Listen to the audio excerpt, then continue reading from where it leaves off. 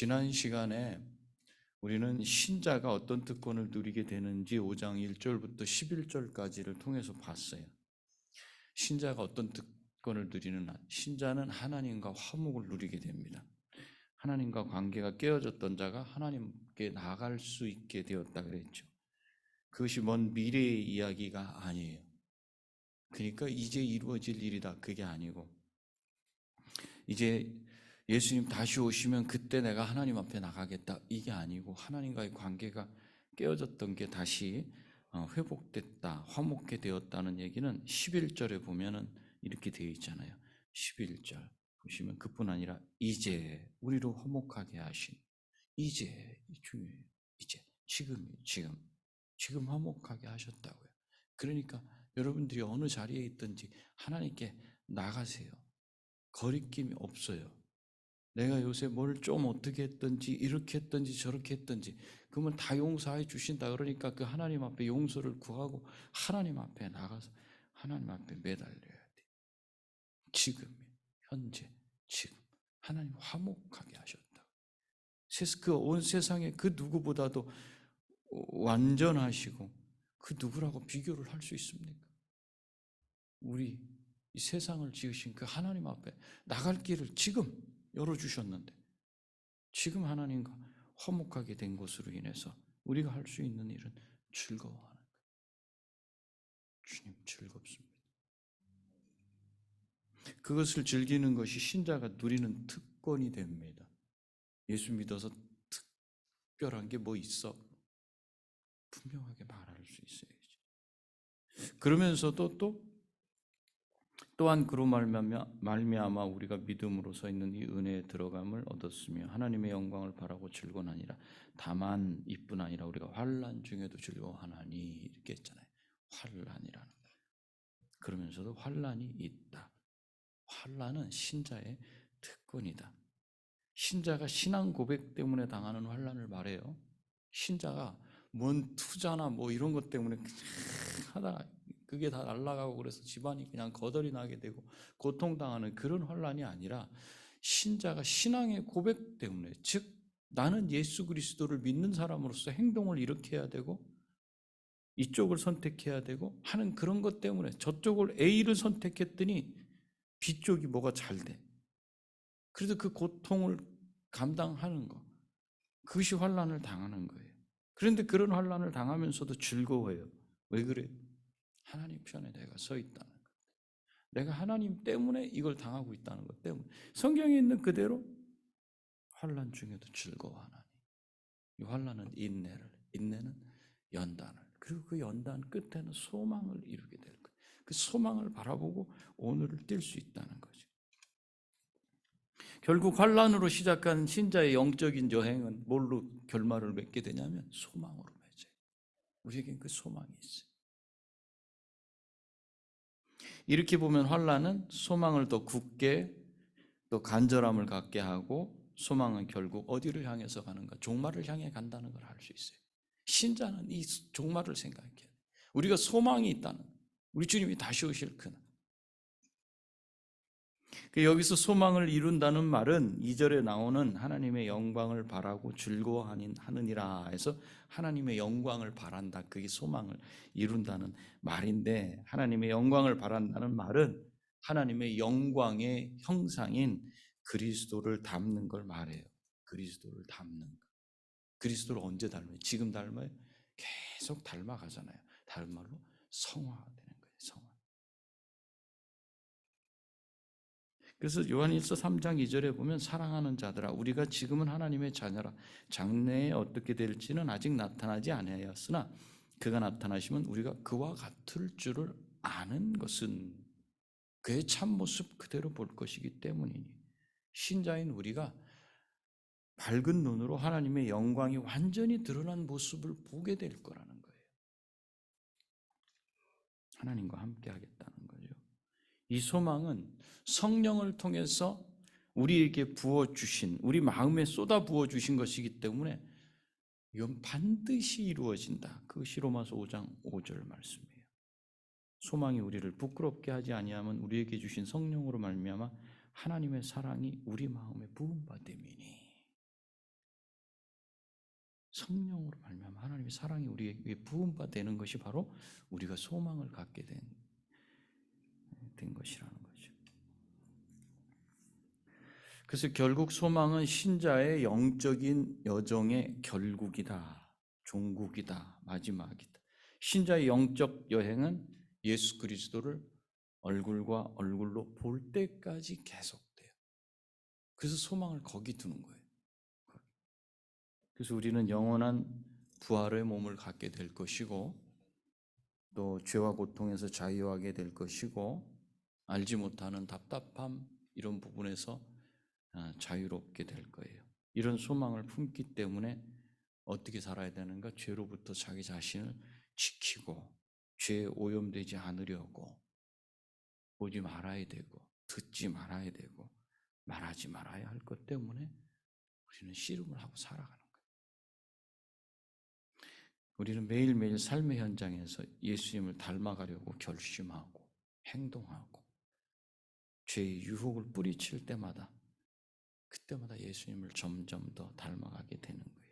이런 특징이 신자에게 있음을 우리가 지난 시간에 배웠어요. 이제 오늘은 하나님의 은혜를 이제 창세기, 역사적으로 창세기까지 올라가서 그 배경 또 그런 맥락에서 처음 사람 아담에게서 시작해서 그리스도에게까지 이어지는 인류 역사의 이 큰 흐름 속에서 한번 하나님의 은혜를 증거를 하려고 합니다. 12절부터 시작이 되죠. 그러므로 한 사람으로 말미암아 죄가 세상에 들어오고 죄로 말미암아 사망이 들어왔나니 이와 같이 모든 사람이 죄를 지었으므로 사망이 모든 사람에게 이르렀느니라. 죄가 세상에 들어온 것은 아담 한 사람으로 인해서였다라고 여기 12절에 분명히 선언하고 있어요. 그 죄에 대한 책임과 형벌로 죽음이 세상에 들어오게 된 일을 설명해요. 죽음이 왜 죽음이라는 게 인간이 왜 죽어라고 말하면 그 답을 여러분들은 여기서 찾아주셔야 돼요. 12절 말씀을. 죽음이 들어온 것은 아담 때문이다. 이렇게 분명하게 성경은 말씀하고 있어요. 한 사람을 통해서 죄와 사망이 이 세상으로 들어왔고 사망이 온 인류에게 퍼졌다. 아무도 예외는 없어요. 그렇게 사람이 오래 살아보려고 뭐 별걸 다 구해서 먹고 뭐 이렇게 하고 저렇게 하지만 결국은 다 떠나게 돼 있어요. 그 이유가 뭐죠? 라고 하면 이걸 말씀해 주실 수 있어야 된다. 그래서 모든 사람이 죄를 범했기 때문에 결국은 사망이 모든 사람에게 퍼지게 된 것이다. 이러면 듣기는 좀 그렇겠죠. 무슨 죄를 내가 지었길래 그래요? 이렇게 얘기할 수 있어요. 여기서 바울은 죄와 사망이 들어온 것은 아담의 죄 때문이고 사망이 모든 사람을 다스리게 된 것은 모든 사람의 죄 때문이다. 이렇게 말하는 거예요. 아담의 죄가 세상에 사망이 들어온 원인이 됐다. 세상에 사망이 왜 생겨? 이 죽음이라는 게 왜 있어? 그럼 아담의 죄 때문이에요. 그리고 사망을 안고 그 영향을 받고 살아가는 모든 사람은 죄를 지었다라는 이 주장을 하고 있어요. 이건 뒤에서 더 설명을 해봐야 돼요. 13절, 14절에서 바울은 그러면 어떻게 한 사람 아담의 범죄가 모든 사람에게 퍼지게 돼서 모든 사람이 죄를 범하게 됐는지를 설명을 해줘요.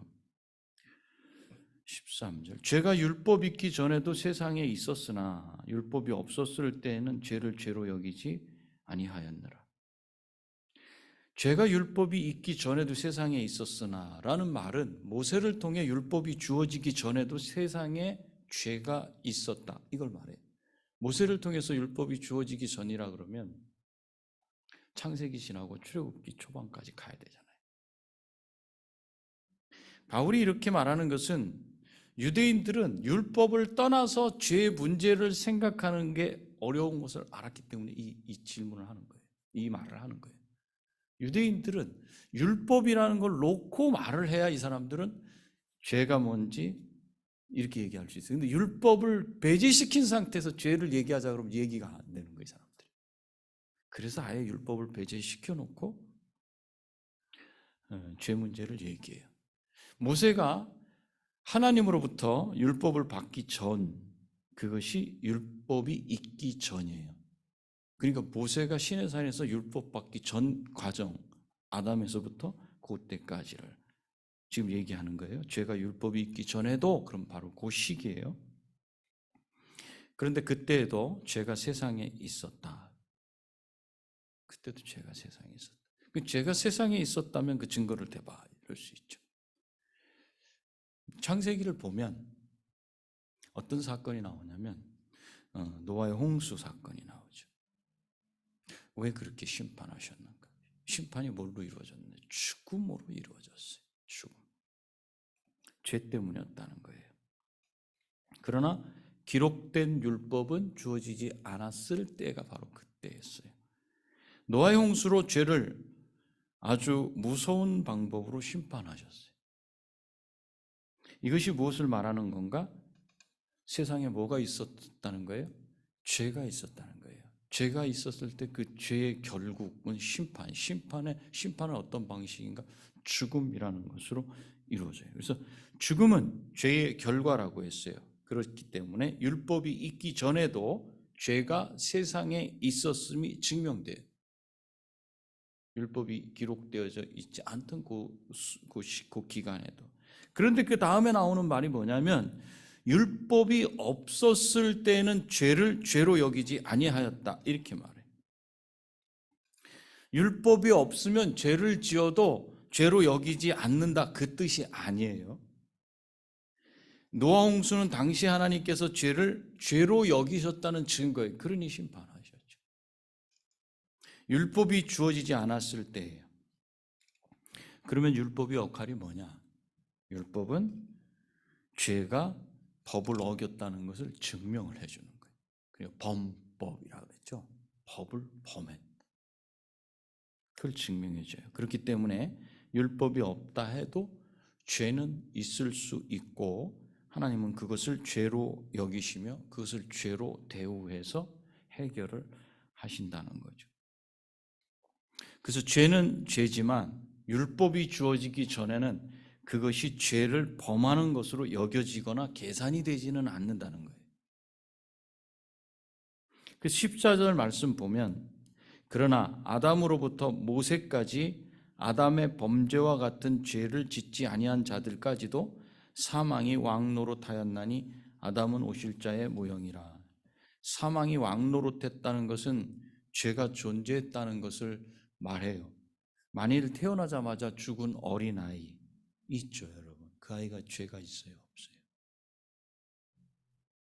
태어나자마자 잠깐 있다, 한 5분, 10분 있다가 아이가 세상을 떠났어요. 그러면 어르신들은 그래요. 아이가 무슨 죄가 있다고 뭐 이렇게 말씀하시잖아요.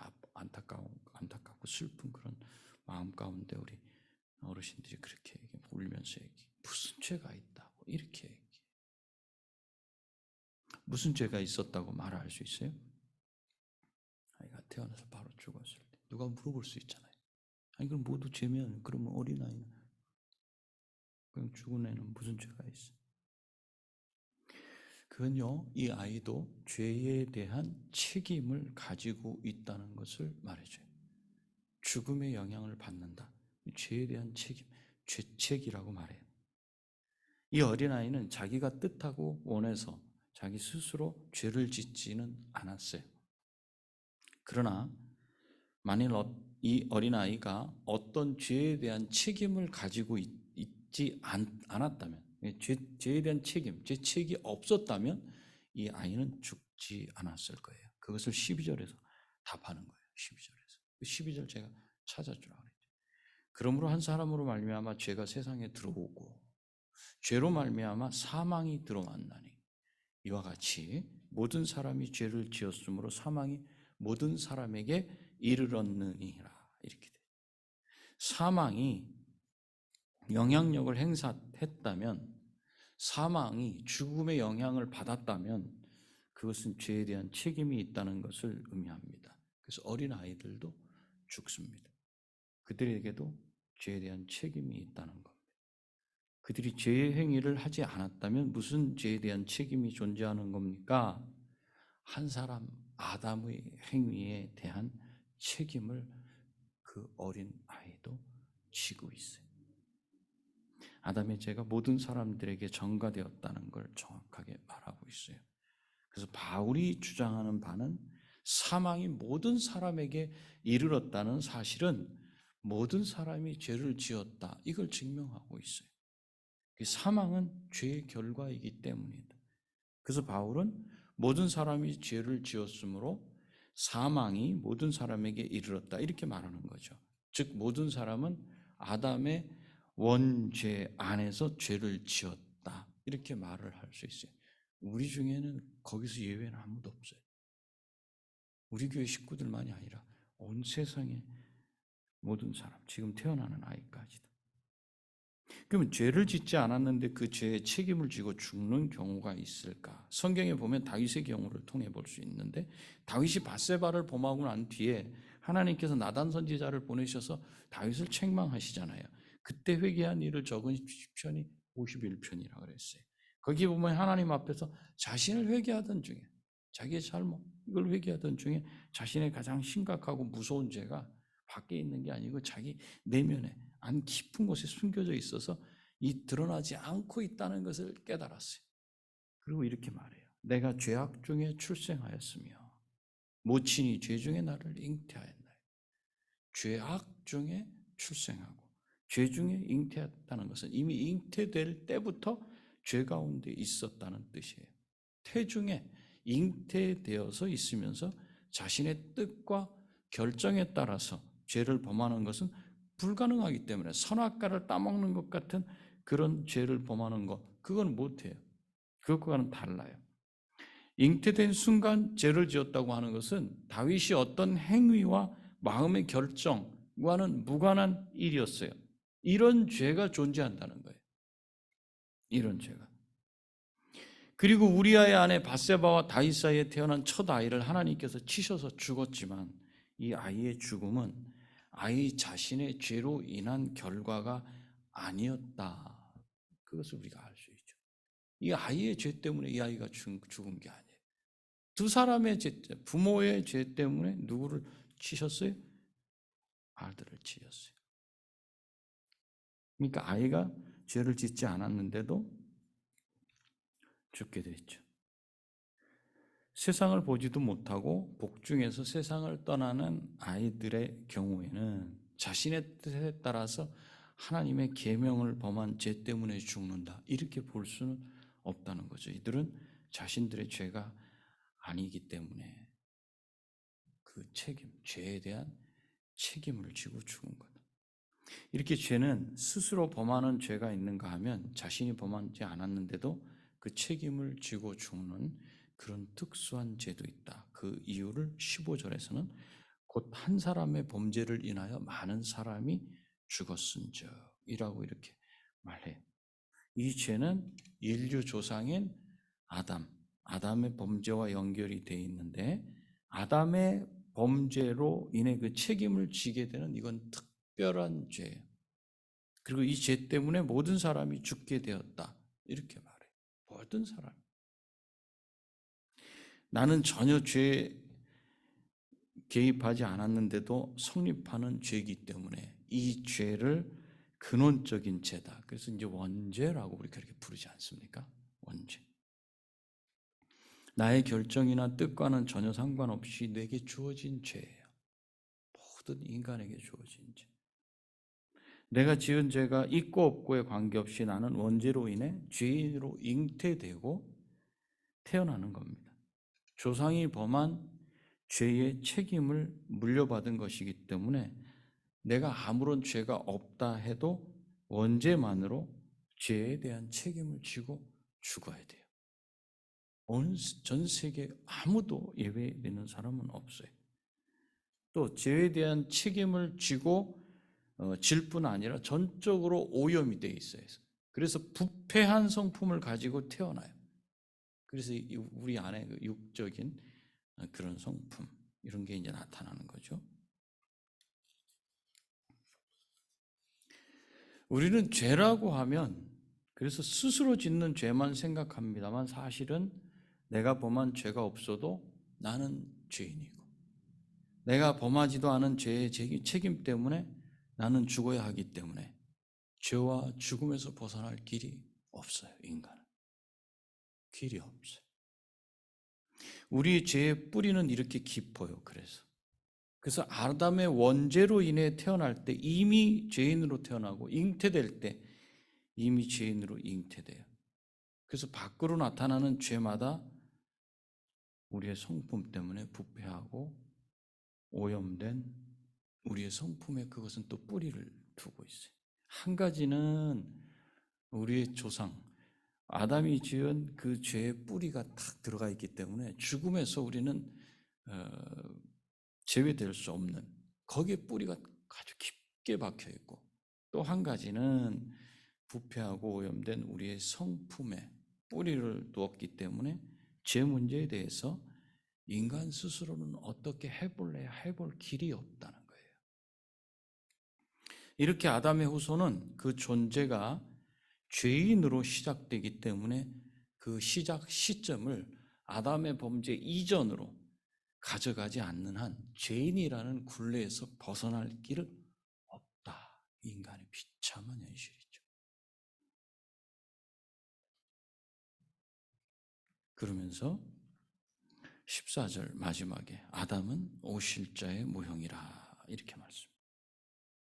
내가 짓지 않은 조상의 죄로 인해 내가 책임을 지고 죽어야 한다는 사실을 받아들이기가 쉽지 않죠. 아무도 그런 게 어디 있어 이렇게 할 거예요. 그런 게 어디 있는 게 아니라 그러면 이 세상에 죽지 않는 사람 있어? 봤어? 다 죽잖아. 그 답을 여기 써놓으셨잖아. 인간의 죽음이라는 게 왜 왔는지. 자기가 짓지 않은 죄에 대한 책임을 묻는다는 것은 하나님의 공의에 어긋나는 것 같아 보여요. 아니 죄인을 벌하셔야죠. 이렇게. 그럼에도 불구하고 이것이 사실이라면 한 사람의 행동이 다른 사람에게 그 책임과 영향을 미칠 만큼 아담과 우리 사이는 아주 각별하게 이렇게 각별한 관계, 그런 유대 관계가 존재한다고 볼 수밖에 없어요. 그것은 결국은 우리는 아담으로부터 온 그런 존재. 아담과 우리가 어떤 관계인가? 인간 아담, 인간 아무개 무슨 관계? 그는 인간의 대표성을 가진 존재예요. 대표성. 그 대표로서 죄를 지은 거예요.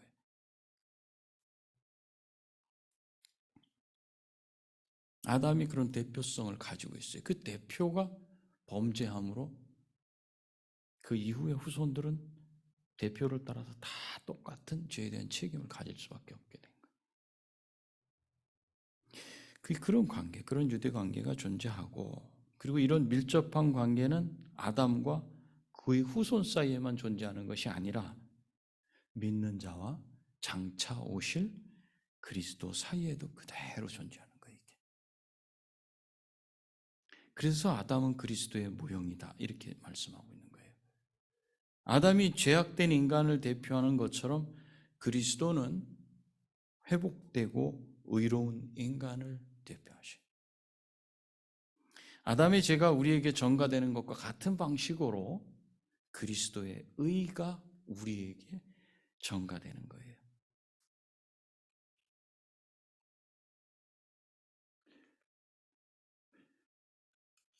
말씀이 이해가 되셨기를 바라요. 이 부분이 이해가 안 되면 죄에 대한 부분, 죽음에 대한 부분, 이 부분이 분명한 이해가 좀 있어야 돼요. 정리하겠습니다. 오늘 본문의 말씀이 이해되셨다면 감사해요. 아담이 죄 지었을 때 모든 사람이 죄 지었다. 그래서 죄의 책임을 가지고 있다. 모든 인간은 다 그 죄책을 가지고 태어난다. 아무리 어린아이든 이 땅을 살아가면서 성자예요. 성자는 죄의 책임이 없습니까? 착하게 살았습니다. 어찌 됐건 제 책임이 있어요. 그것이 결국 죽음이라는 것으로 증명을 해줘요. 누구나 다 죽게 되는.